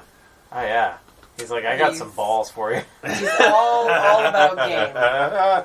He actually did say that. He said, I've got some balls for you. Because he was in a bowling alley. And that's how you get the ladies. I don't know. She somehow cut off 4 cars. In an RV. Yeah. Yeah. That was incredible. Well, and he knew exactly where they were going, and yet for some reason waited till the last second to say, turn left! Yeah. He's like, oh, yeah, I'm supposed to tell you where to go. Beautiful. Yeah. I love how he looks like he's grossed out. Yeah, with the bottle sticking out of his head, his buddy's neck bleeding beans. Chicks dig winners. One of the top 10 biggest turn-ons.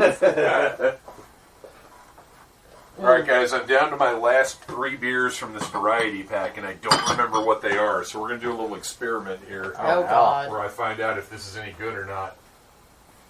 I love that his solution to this entire problem of, like, is just like, oh, you should just smoke some more weed. He's like, it's fine, you cut your hand off. You're not responsible for it anymore. Yeah. Like, they really are pieces of shit. In the best way, but, you know. But I also like how he tries to make some big, like, speech about how it's his duty and everything. He's like, let's just go. Who gives a shit? Yeah. Alright, so I've got Elysian Dark of the Moon Pumpkin Stout. Dark of the Moon. Dark of the Moon. This guy has the worst tattoos. I don't think I've... in the history of movies. I don't even totally know what stout means, but I think I'm not going to like it. Probably not. Stout's it's a dark thick, heavy. It sounds too manly to me. Yeah, I'm not a fan of stouts. Guinness or something. It smells like... It smells like a pumpkin farted in here. It's like eating a bowl of oatmeal, only in a beer. Yeah. That sounds really weird. I don't care for that. Yeah, I didn't think you would. It's very much. It's a lot. I should have gotten some Jacko Blast. Oh, man. I haven't seen Jacko Blast. I don't think they make it anymore. I think that it was like a flash in the pan, and we had our Jacko Blast moment, and now... I think we got a couple of years with Jacko Blast, and he's gone. Yeah. It was good. Rest easy, Jacko Blast. Her getting hit by that car was wild. Yes. Yeah. That was wild. Well, and the fact that they managed to back out without running over her. Yeah. It's pretty impressive. Yeah. Because they clearly didn't see her. And he does this gross, like... It must be cold. He's looking around. Weirdly horny, like, CPR thing. It's so gross. It worked, though, I guess. He woke her up because he's just that gross. Well, that's what she says, barf breath. And he's like, I do have barf breath. Yeah. Barf breath. Barf breath. Barf.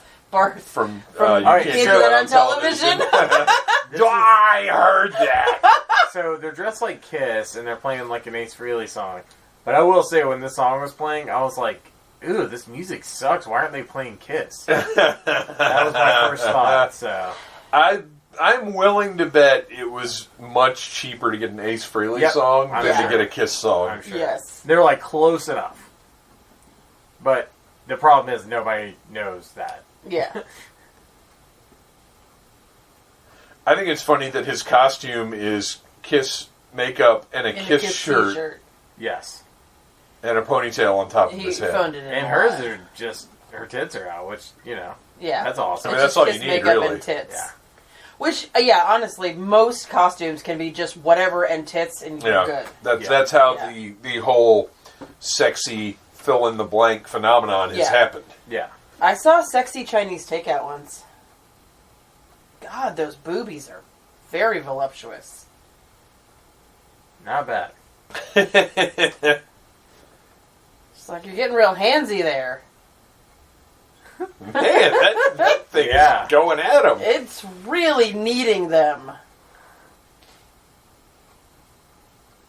And, like, her boyfriend is a total puss. How is this hand? Yeah, I don't know.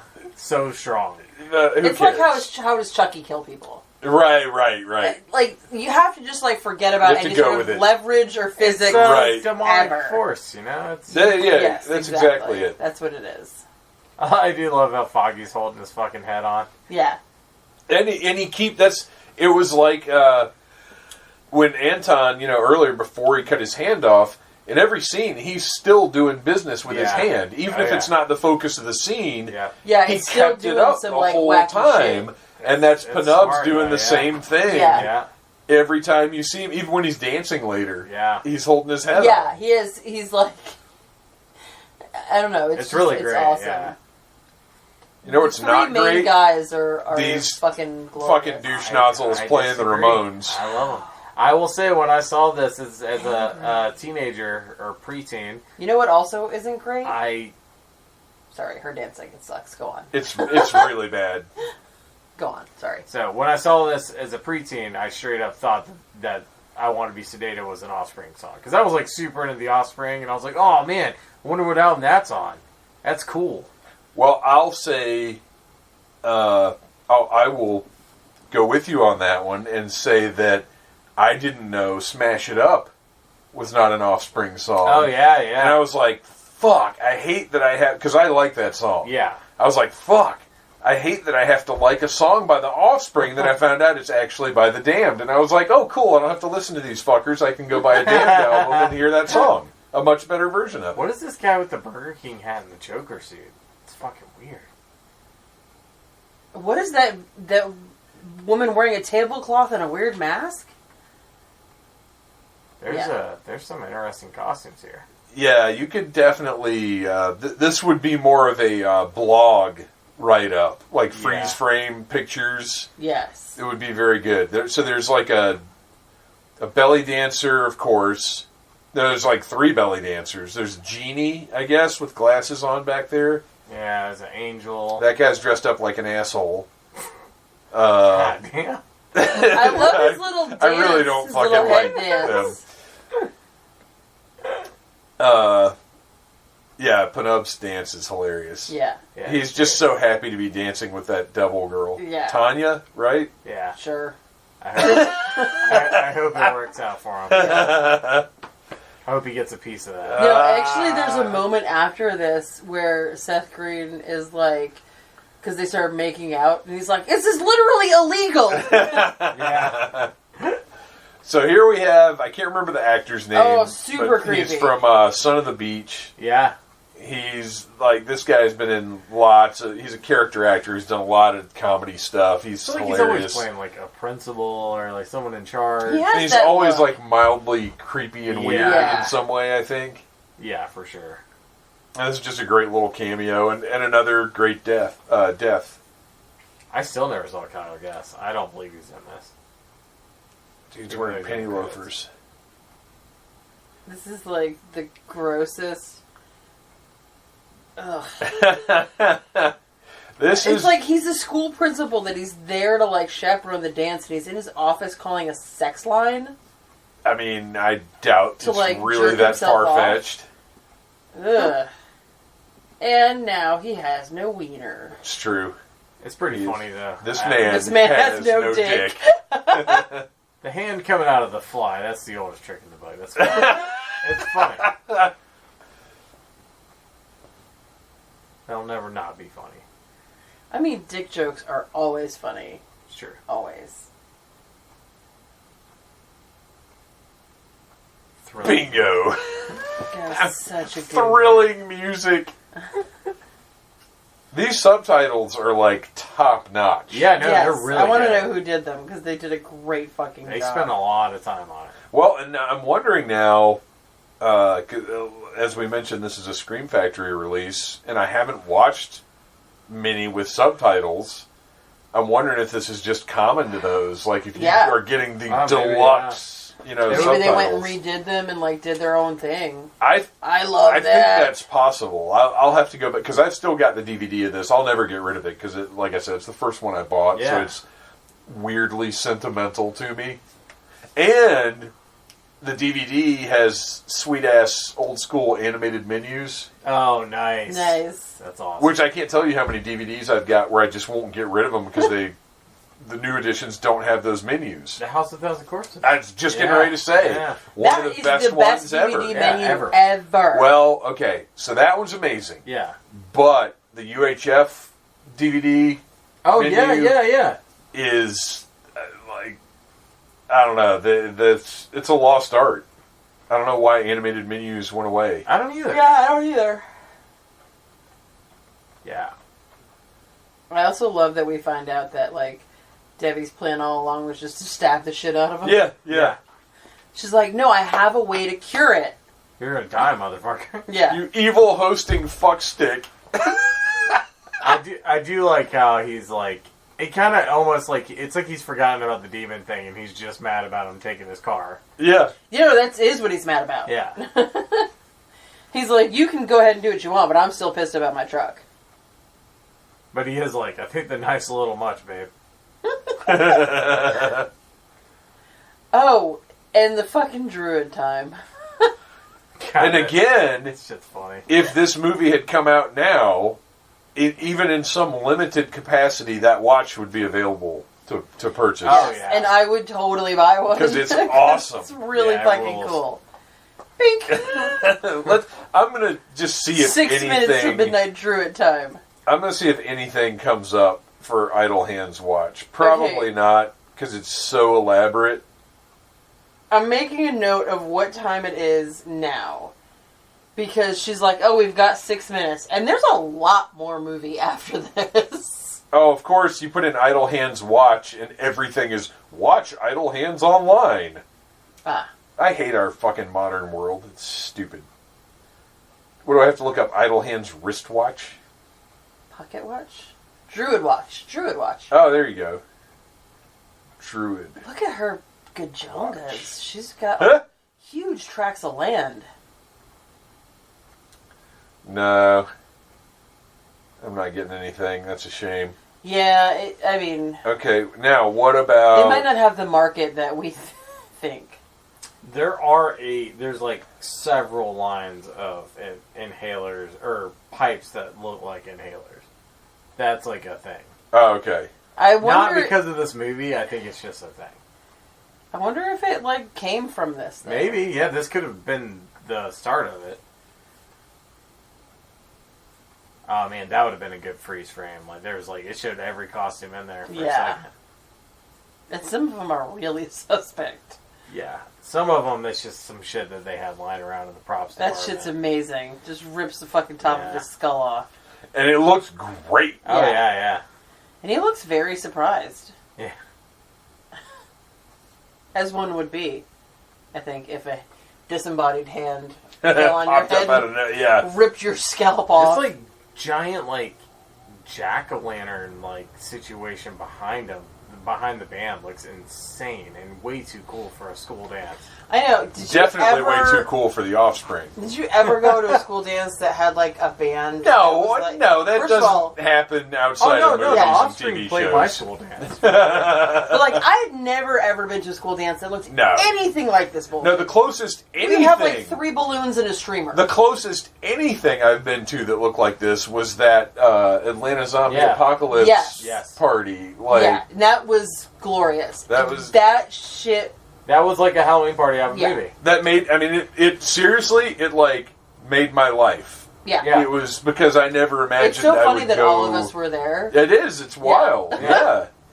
But I mean, I never imagined, you watch all this stuff as a kid and a teenager and whatever, where Hollywood, does this shit up in ways that never happen in real life. But then, Shane and his crew made it happen. Yep. Made a real one. He gave all of us that one moment where we could go to that party. Does that mean we were the Offspring in that moment? You were. Fuck we you. were playing. Yeah. I remember you guys playing. I don't like you anymore. I was drunk. I'm trying to remember. I was really drunk. We played really late. We were like... I don't think I even saw you guys. We played like super late. And it was fucking freezing. It was so cold. Yeah. I got stuck in my corset that night and everybody passed out so nobody could help me out of it.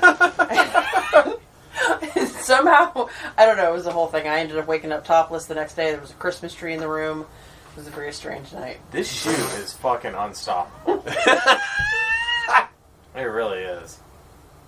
That's not Party City. She spent some money on that thing. Yeah, that's a Louboutin or something. I don't know. That's a thing, right? I don't. Why are you looking at me? Because you're the fancy shoe lady. Yeah. Yes. That's your. You know how I'm always wearing stilettos. Yeah. I know all about them. You and your fancy Italian loafers. Yes. Look, you're wearing closets and closets full of Italian loafers. What you're wearing right now, some kind of fancy iguana skin or something. Yes, it literally does look like iguana skin. Yeah, these are my iguana skin shoes. I think it's kind of weird that you're wearing them with jeans and a t-shirt, but I mean, She skinned it herself. Yeah.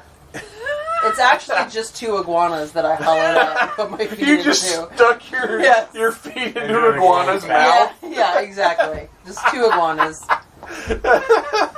It's fine. They sacrifice themselves for fashion. I've never been inside of an air vent, but I can't imagine that 2 people could crawl side by side in one. This is so good. No. Oh, this sucks. And the way that the bottle gets caught, and obviously it's not really caught, but he's just, the way he moves his head and everything, you buy it. It looks great. This bitch. She's fucking hysterical. But she's so good. Like, she's the screaming ninny role. That is essentially. That is a great fucking reveal, though, like when the rope starts going up. Oh, yeah. It's so good.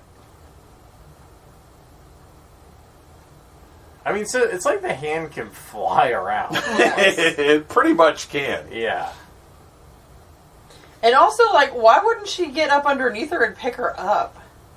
She's just like, work it out for yourself. But also, like, when the shoe moved, I assumed that the fan would cut the... You would think it would save her. Right. But yeah, no, it doesn't save her.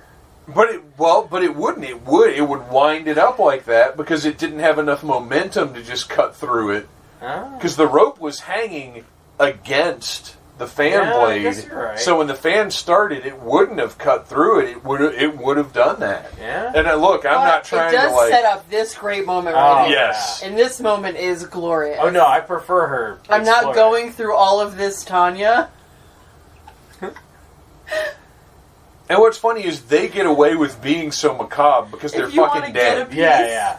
It's like if you want to get a piece. Like, they can say literally anything at this point. Because they've been murdered. Yeah. And now we get into... They don't have to give any fucks. No. Now we get into some puppetry. And it's great. Which is great. And I feel like they talk about this in the real commentary. That is the creepiest little fucking puppet ever. I love it. The other one's funny, but this one's creepy. I think the director made... He definitely made the thumb-looking one? If I'm remembering that, because I haven't listened to that commentary in years, I believe he made the thumb one, but he might have made the other one, the white one, too. But yeah, this thing. Yeah. It looks like Dilbert on crack. And once again... Why can't we buy this somewhere? Like, whether it's on Etsy or whatever. I want this puppet. Yeah. Sadly enough, I don't think this is, like, a popular movie. I love this movie. I don't know that it's even, like, really got cult status. No, I don't either. Sadly. And it should. Yeah, it absolutely should. This movie is fantastic. Yeah, I mean, maybe... Yeah, if you don't love it, you need to fucking sit down and watch it again. Maybe in, like, several years. It's been 20 it's already years since the movie came out. Sure. How old does it have to get? So get this. This is completely insane to me. Rodman Flender, he's a Corman guy. He worked for Corman first. Nice. This is such a weird way to kill somebody. This is one of those stupid Wikipedias where it doesn't just list what they've done. It does paragraphs. Ugh. Just give me bullet points. So please. he directed Leprechaun 2. He's done multiple episodes of The Office and Ugly Betty, Chicago Hope, Gilmore Girls, and The OC. Did some Tales from the Crypt. And that's like it. Huh. So fucking weird. Yeah, it is. Because this is such a competently made movie. I mean, it's so good. Yeah, he's great. You think he just stepped away from doing stuff? No, because he's got a few things here and there. He directed episodes of the Scream TV show. Okay. I heard that was okay. I haven't seen it. People of Earth. He's done a lot of TV, I guess. It looks like most of what's on here is TV after this, but it's just weird to me. But, I mean, this movie didn't do well. It's not like it... Yeah. It's amazing, though. Yeah, it's fantastic. But it's dark comedies usually don't do well. Yeah. That's a thing. It's one of those that, it's too weird and good, I guess. Yeah, it's too weird for, normal people. Oh my gosh. This movie bombed like a motherfucker. Really? Budget $25 million. Box office $4.2 million. Jesus Christ. Damn. It bombed. Bombed. Holy shit. This movie's amazing. You guys suck. Yeah, seriously. It bombed so bad that Wikipedia doesn't even have a reception section for it. She was almost crashing into that ceiling for an hour. Yeah. It was a very bizarre way to kill someone. Fuck. And I don't give a shit about Rotten Tomatoes. Matter of fact, I'm kind of against Rotten Tomatoes. It has a 15% rating on there. That's insane. That shit's fucking dumb. Yeah. I everyone is wrong. Almost every single thing they say on there. I do love how anticlimactic that is. That's it.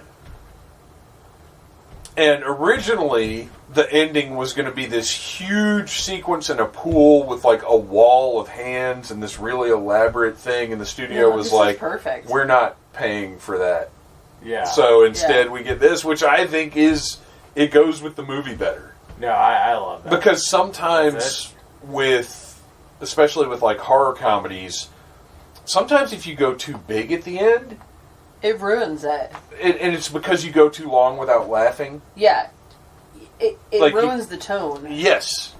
So, this was, I think, perfect for this. And especially with this follow-up. Yes. Of her sweet ass. Oh, no, I'm sorry. I mean of the car falling on him. She's our age. It's fine. When this movie was made, she was 18. She was 18. She was born in 81. Well, and in 99. I was 23, so that's still kind of weird. How does she not? I mean, that's not weird at all, because a 5-year difference is literally nothing. Oh, was I supposed to say that? Sorry. I don't know. I think she has nice pieces. I don't know. 18 and 23 is a whole lot different than my husband is a literally a toddler. Yes. He's a child bride. Jesus Christ. I love you.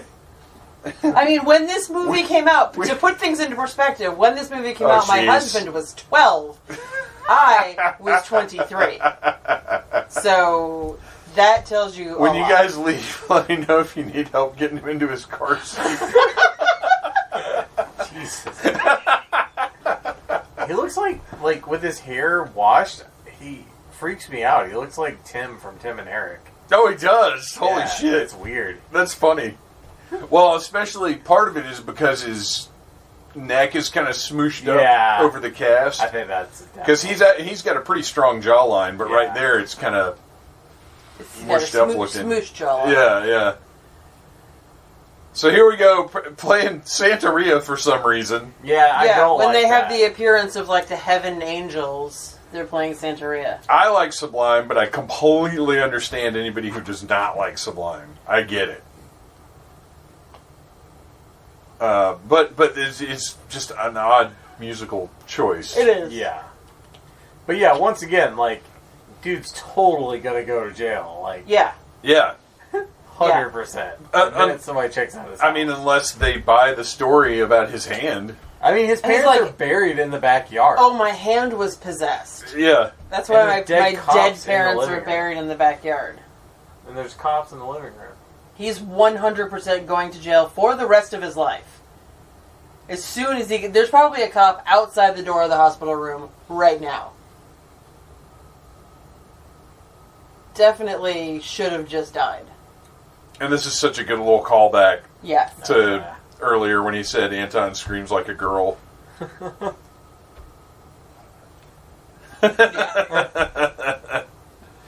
I love, I'm under the bed painted on the ceiling with glow-in-the-dark paint is my favorite thing. It's glorious. So that is Idle Hands. We spent at least 15 minutes talking about the movie, right? Yeah. Oh yeah, more than that. It's hard to watch something that's this firmly set in the late 90s, when the late 90s were such a formative time for me personally. Yeah. So many of the coolest things that I did before my 20s slump happened in the late 90s. Just the pop culture of the time, and the most fun jobs that I've had, and the carefree life that I had at that time. My life sucked in the late 90s, but you did get to watch Idle shit Hands. was pretty rad. Yeah. And Ryan, you were 12.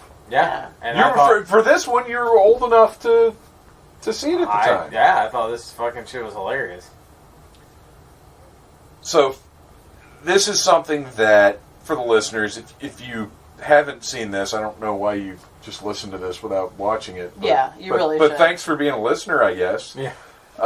I really wish more people would see this movie. I think it's obviously it's massively underappreciated. Those ratings are hugely ridiculous. Underrated. That's bullshit. It's hilarious. It's gory. It's creative. And I've never met anyone who didn't like this movie that's seen it. Yeah. No, I haven't either. I've never run into anyone because this is one of those movies that I love. That when I find out somebody likes horror, at some point it's going to come up. Yeah. And I've never had anybody say, "Oh, that fucking movie, why would you like that?" Nobody's ever said that. No. Now people have said I haven't seen it. Yeah. But it's that's the thing is it's so successful at everything it does. Yeah, any sort of hate for this movie is completely I feel like undeserved. I feel like it's some snooty reviewers. It's got to be. It's got to be. And horror comedy it's a thing that I think a lot of critics love to hate. And fuck them. Fuck them, because this is a great movie. Absolutely. Was Shout the Devil in this movie? I didn't even hear it. That's crazy. Pick it up. I'm disappointed that Pop That Coochie is not on the soundtrack. Yeah, that's insane. I'm not buying it anymore. Damn it. All right. So, before we go, we got to do what we do. Where can we find you guys online? What are you up to? Obviously, the Casket Creatures have a very busy schedule all the stuff. Coming up here. It's still like half as busy as usual. Well, yeah, but compared to compared to last year, holy shit! Right, yeah, right. It's we got a lot of shows coming up. Follow us on Facebook and Instagram, and Neon Warlords. We're really trying to get out there. I just created an Instagram, so you could say things are getting pretty serious. So. That's when you know something really is a real thing. Once there's an Instagram account. Anyone can have a Facebook page, but it takes fucking balls to create an Instagram. Yeah, once you're on Instagram, it's straight to the moon from there. Absolutely. Nicole? You can Battle Cougar on Instagram. You can Battle Cougar? You can Battle Cougar. You can find me at Battle Cougar. I mean, whatever. But, follow the shoe pictures. Yeah, you can see pictures of my iguana shoes. I got some new rockin' hair that I'm gonna put pictures up. It is rockin'. It is pretty sweet. You guys, for the listeners that have not seen it yet, you guys are in for a treat. This is actually some pretty badass hair. And if you want to buy our candles, Cadaver Candle Co. Cadaver Candle Co. Dun, dun, dun, dun, dun. Also check out Rockin' Ryan and the Spark Plugs. You are a dildo. No, I'm not. Whoa. I don't have anything to do. Is he a witch still? Yeah, I don't have anything to do with witches. Happy Halloween! And that is a wrap on Idle Hands, Needless Things, episode 380. Lots of stuff has gotten shuffled around. We actually recorded that episode a few weeks ago because I knew how busy everyone's October tended to be. And Arian is so busy. He's out hitting all the haunts and hanging out with all the spooky kids. He couldn't even make the recording. In September, he was already booked straight on through. So we recorded a little bit early just to be sure it would be done. And then things had to be shuffled around because my internet was out one night and we couldn't do our Dead Man's Playlist, which will be next week. So I had to switch that in the Dragon Con Evil Dead episode. It's October. Well, and you know what? It's life. There's always going to be something that's changing your plans, and that's just what life is. Life is a series of accommodating things, basically.